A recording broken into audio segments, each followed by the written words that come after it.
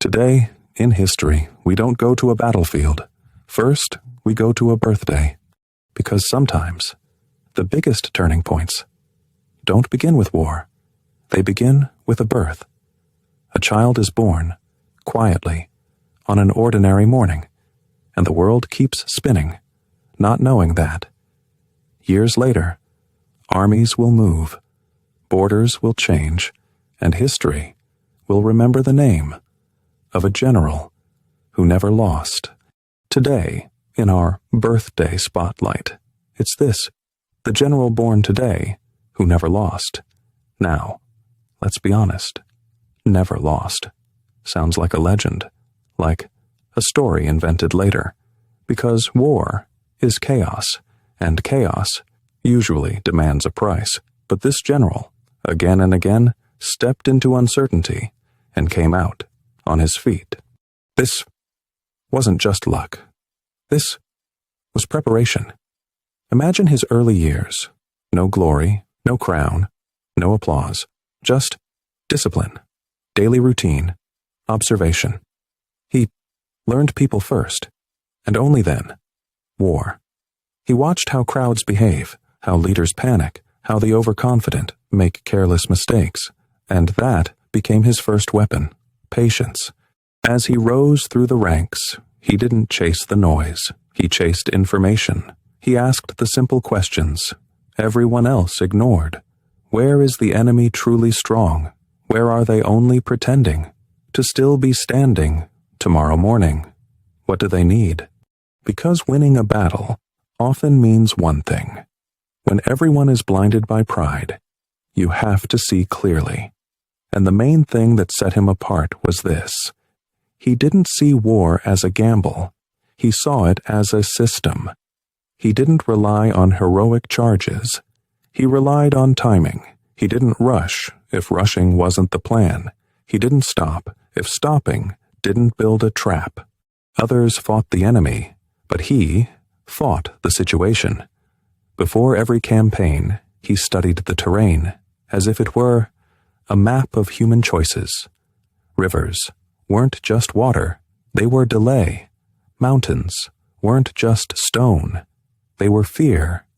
Roads weren't just routes, they were supply, morale, a way back. And he understood one bitter truth. Armies collapse first, not from the outside, but from within. That's why he guarded morale like a shield. He rewarded discipline, punished chaos, and made sure his soldiers believed in the plan, even when they couldn't see it yet. Because in battle, belief spreads faster than arrows. Now imagine his first great test. The enemy is bigger, louder, more famous. The kind of force that wins even before the fighting starts, because everyone believes they will win, and belief is dangerous. But our general doesn't blink. He gives them a little room, so they advance. He watches their supply lines stretch, like a rope pulled tight. He waits for fatigue to do its silent work. Then, when the enemy grows confident and careless, he strikes. Not with anger, with precision. A fast move, supplies cut, sudden pressure on the flank, and the giant begins to sway. And the world realizes this man doesn't just fight, he calculates, battle after battle. The same pattern appears. History isn't predictable, but people often are. Pride, impatience, ego, excessive confidence. They return, they repeat, and he knows how to use them. But the most important point is this: why he never lost. Not because he was unbeatable, because he didn't enter battles. That would be lost. If the ground wasn't right, he changed the ground. If the timing wasn't right, he delayed. If the enemy wanted one kind of war, he gave them another kind. That's real power, choosing the battle before the battle chooses you. And sometimes his greatest victories were invisible victories. battles avoided, disasters prevented, moments when he said, "Not today," and saved an army without raising a sword. Because a flawless record isn't built only by winning, it's built by surviving with purpose. Today, we're not celebrating only a general. We're celebrating a way of thinking, staying calm under pressure, preparation over panic, clarity over blind courage. And if you're asking what his secret was, the secret was this.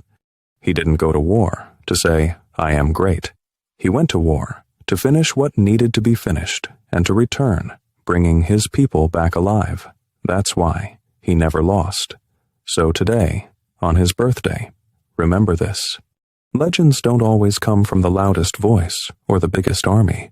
Sometimes they come from one person who stays steady when the whole world trembles. And sometimes what changes history isn't a grand final blow. It's a general who knows exactly when to move, when to wait, and when to end it, hard and clean. Happy birthday to the general born today who never lost and who proved that the strongest victory is the one you control from the very